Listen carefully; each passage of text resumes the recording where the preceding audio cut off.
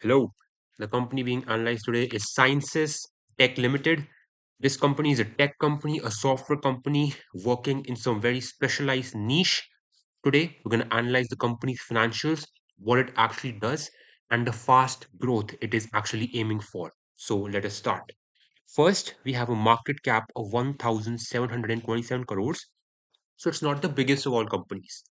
Current price of one share is 968 rupees. Stock price to earnings ratio is 17.8 times. Return on equity and return on capital employed shown here do not actually match the company's figures for return on equity and return on capital employed. So we're going to look at the company's figures. And finally, book value per share comes out to be 262 rupees. Value is net asset value per share. Book value per share is that. Now, here we have the consolidated financial performance of the company. Let us first move on to the revenues in millions of rupees. We will convert it into crores in our minds. Okay. So, the company's revenues rose from 2,195 million rupees or 219 crores. So, you add a decimal point 219 crores in fiscal year 2023 all the way to massive growth 418 crores of revenue in fiscal year 2025. And in the first two quarters of fiscal year 2021, sorry, 2026, that is H1 of fiscal year 2026, revenues have already reached 320 crores. So the first two quarters of fiscal year 2026 revenues are more than entire fiscal year 2024's revenues. You can see massive growth. Here we have the EBITDA and the EBITDA margins. EBITDA increased from 31.7 crores in fiscal year 2023 with a 14.4% EBITDA margin all the way to 77.9 crores of EBITDA in fiscal year 2025, 18.6% margin. You can see in H1, that is first half of fiscal year alone, 65.8 crores of EBITDA. In two quarters alone, 65.8 crores, 20% EBITDA margin.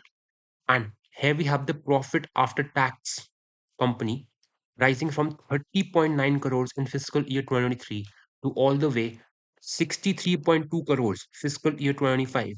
Growth in margin and in H1 alone 57 crores of profit after tax, 17.9% margin. Net worth of the company has reached 466 crores. Okay, 466 crores latest, and net debt to equity is actually negative. What does that mean? How is it negative? Now, hopefully, equity is not negative, but net debt is negative. What is net debt? Total debt minus cash and cash equivalents.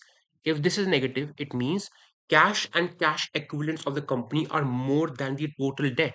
That's usually a good thing, having cash more than the debt, cash and cash equivalents. So you can see 0.19 times, negative 0.19 times. It has gone from positive, still very low, to now even lower. Return on equity, return on capital employed as of fiscal year 25 were around the blue one, 15.3% return on equity and 16.6% return on capital employed. Those are decent. Those are not bad at all. They are, you can say, decent return on equity. Now, let us move to this segmental performance.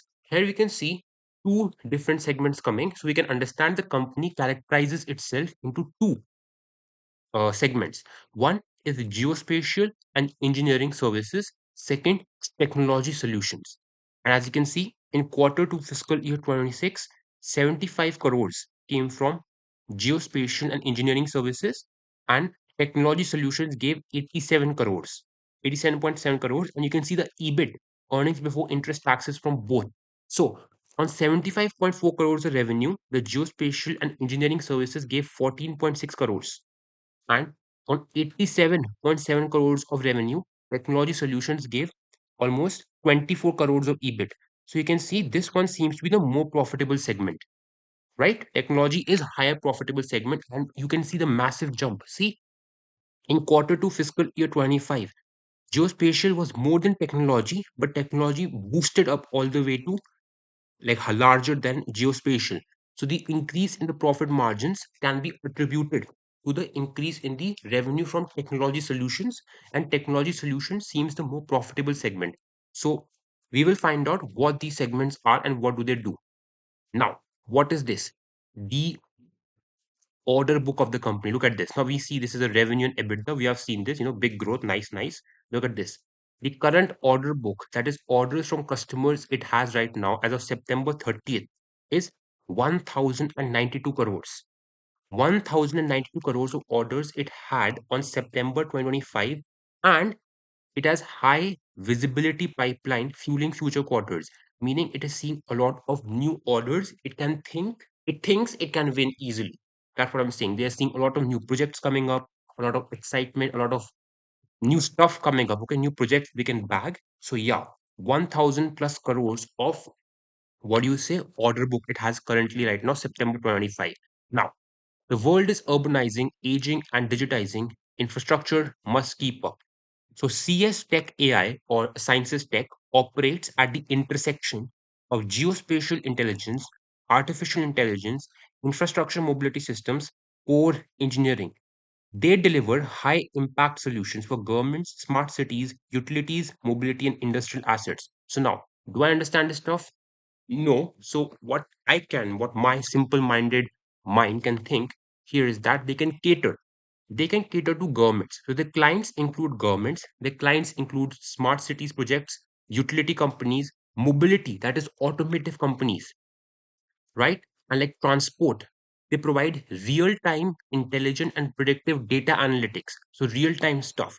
So utilities, cities, government, these are the clients we are talking about. So private clients, as in mobility and industrial clients, and we have public clients like government, like smart cities. And one important thing here is geospatial. Others are also important, but geospatial.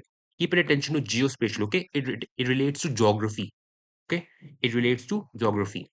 What we do differently. Okay, remember we're operating at the intersection of all these things. We're combining all of these things. Okay, a full stack geospatial AI platform powering intelligent infrastructure.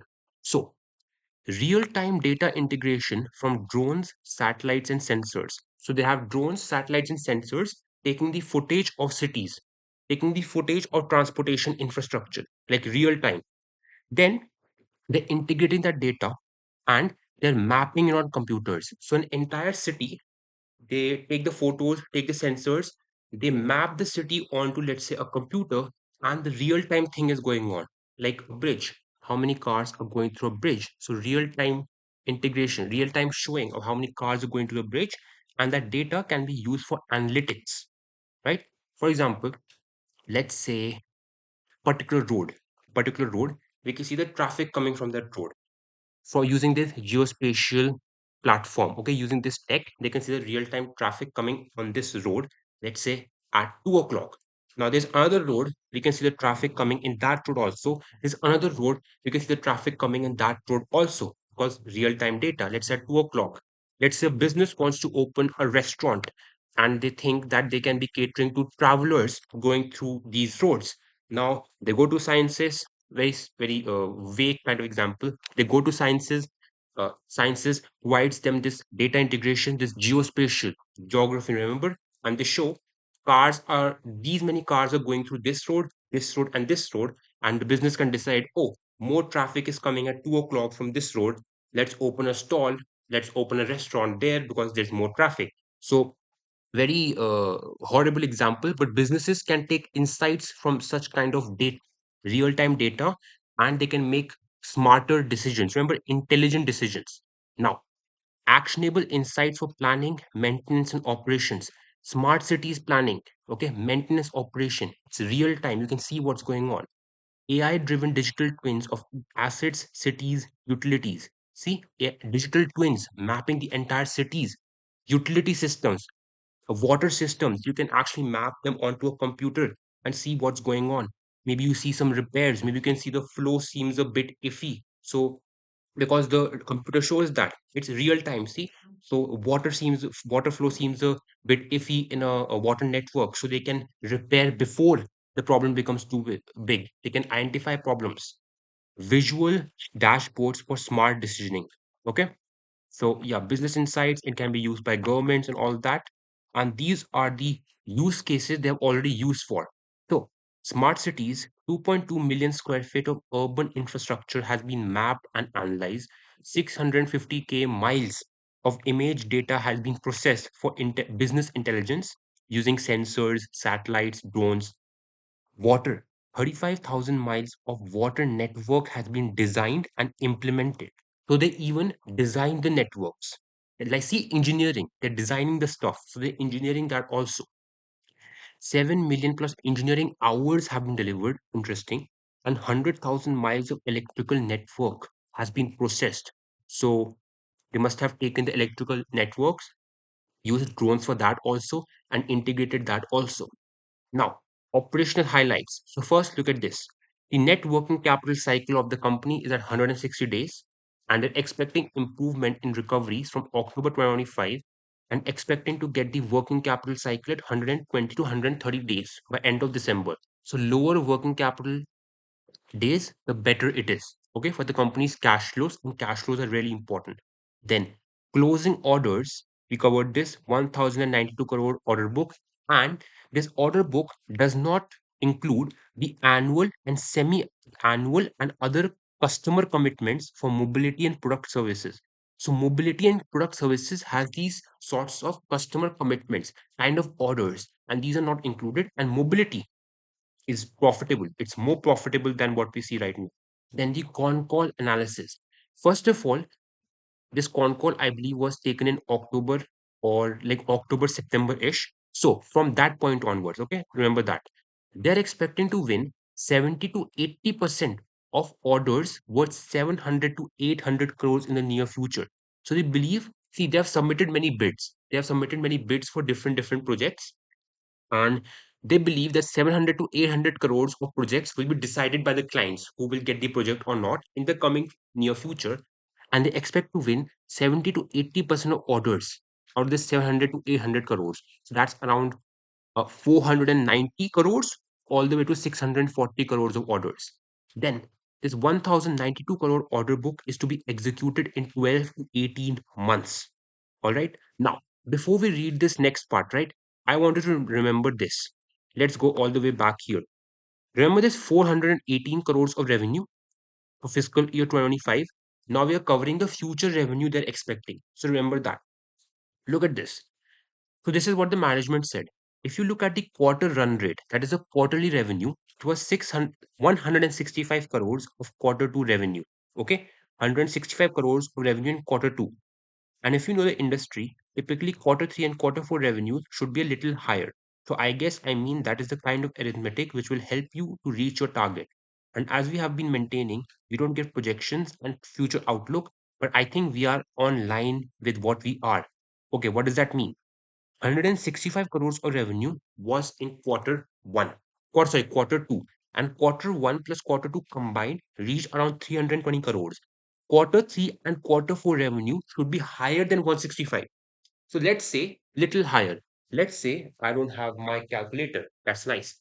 Let's say they're 167 to 168 crores. So two more quarters of 165 crores plus, that's another 320 crores plus. 320 plus 320 gives us 640 crores, four quarters combined the whole fiscal year. 640 crores of revenue fiscal year 2026, if it can reach, is a massive jump up from 418 crores. So going from 418 crores to 640 crores. That is, how much is that? 230 crores. That is like, um, I think 50% growth, 50% growth in revenue fiscal year 26. So you can see they're expecting big growth because quarter three and quarter four are expected to be slightly higher. Like the industry cycle is kind of like this. Quarter three, quarter four, that is the second half of fiscal year, is expected to be larger in terms of revenues and profits for many industries. Many companies say this. Now, more insights about the company. So, more sentences said by the management. Let us read. That's correct. I mean, if you look at even margin numbers and percentage, technology margin has been around 27 to 32%, and geospatial has been between 18 to 24%. So, obviously, the choices with the given options which we have, we will prefer for a higher margin business. So, as we said earlier, remember, a technology business is 27-32% EBITDA margins, while geospatial, I guess, is 18-24% EBITDA margins. So geospatial is right now the lower margin, so they want to go for the higher margin stuff. I hope this is EBITDA margins. I think this is gross. But whichever margin this is, whichever profit margin is this, net or EBITDA or gross, it is the higher margin business. Technology is the higher margin business. Then 100 to 150 crores of order book annual in the mobility, that is the mobility and product services. Remember, there were some commitments from customers in the mobility and product services. So 1090 crores of order book plus 100 to 150 crores of orders annually, customer commitments from mobility and product services. Like, remember that they help, what you can say, from what I remember, sciences can make up models of real-time cars in like computers, and they can test for like design of new cars. They can test for how durable the cars can be and other safety systems and all of that. So for testing, quality assurance, and for making models, automotive companies hire sciences tech for such things. So that is one of the case uses in the mobility segment. And what kind of margin? 24 to 25% profit margin in the mobility part. So that is it. That was Ceinsys Tech Limited, operating at the center intersection of technology, geospatial engineering, that is literally like designing stuff. Uh, Geospatial is a key part, and of course, artificial intelligence. They're hoping for higher margins in the future, and they're hoping for some big order wins. We covered, see, big order wins here. And yeah, they're going for some big growth. So that was it. Let's see how the company does in the future. Hopefully they can improve their cash flows, which went pretty bad in fiscal year 25. That is it. Bye bye. I have one more thing. There's this JJM. I think that is Jal Jeevan Mission. So JJM, I don't remember the exact full form, but it's a government project for like water supply, improving water supply and related to water infrastructure. So there's like 700 to 800 crores, or remember orders. I believe almost 400 crores are from the Jal Jeevan mission, the Jal Jeevan mission. So this project, this scheme of the government is important for sciences. It's a pretty big scheme. And of course, sciences is not completely reliant on it, of course. But this Jal Jeevan mission and the spending going to be occurring in this project, they're expecting to be important for the company. It's expected to be important for the company. So remember that, processing and designing water network. So that is that. And that is it. Bye bye.